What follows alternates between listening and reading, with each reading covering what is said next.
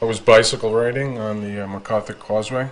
I usually park my car at the bank that I work for, and then I ride down through Brickell, down Biscayne, the Bayside, and I was on my way back to the car, and somebody from the DOT stopped me and says, "You can't go any further." And then when I look forward, there's a guy on top of another person eating him up, like just tearing his face apart.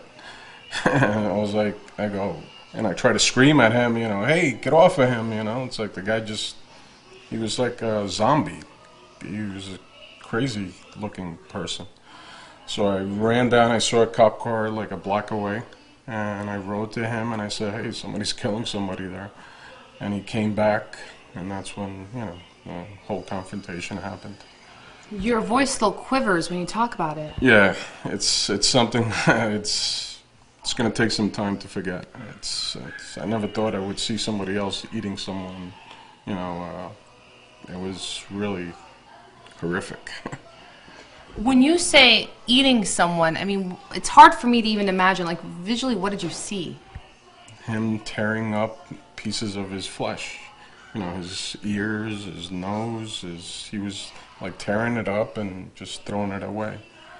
He was like, that's exactly what exactly how I say it, that's how it was happening. It was really a horrific scene. What was the victim doing all this time? He was like kind of out of it. I saw movements in his legs, but he was pretty much out of it. Yeah. When you said, hey, get off of him, and you said he looked possessed, but what, did he turn to you? Did you see his face? No. Yeah, I saw his face, but he looked like a crazy person, or on crack or something. He was just not coherent at all. You wrote into our website. What made you want to write in?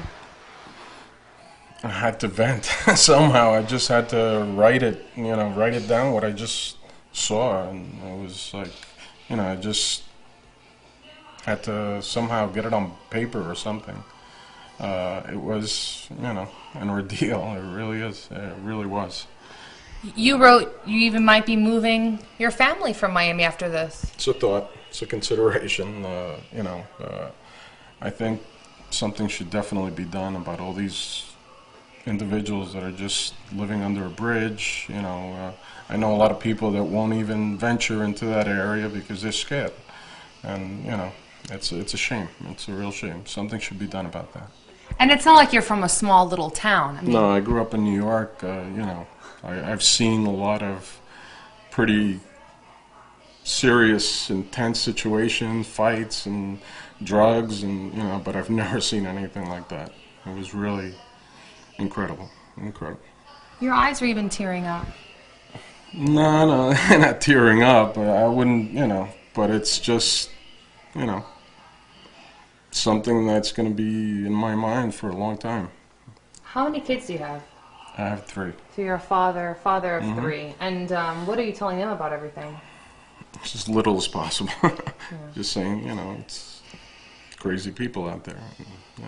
And things like that. And hopefully I can keep them away from things like that. We are hearing that the victim, if and when he awakes at the hospital, that he might not recognize his own face. Probably not. I just saw it was blood all over. You couldn't really distinguish a face in there, but I'm sure there's a few parts missing. And did you actually see the suspect with like flesh in his mouth, or? Yeah, ripping it out.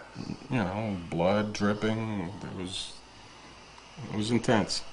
Was it like what we see in the movies, Hannibal Lecter kind of stuff, or? It was like the closest thing that I've seen to it, The Walking Dead on AMC, I think it's on. Just like that. Ripping, tearing into your flesh. It's horrific.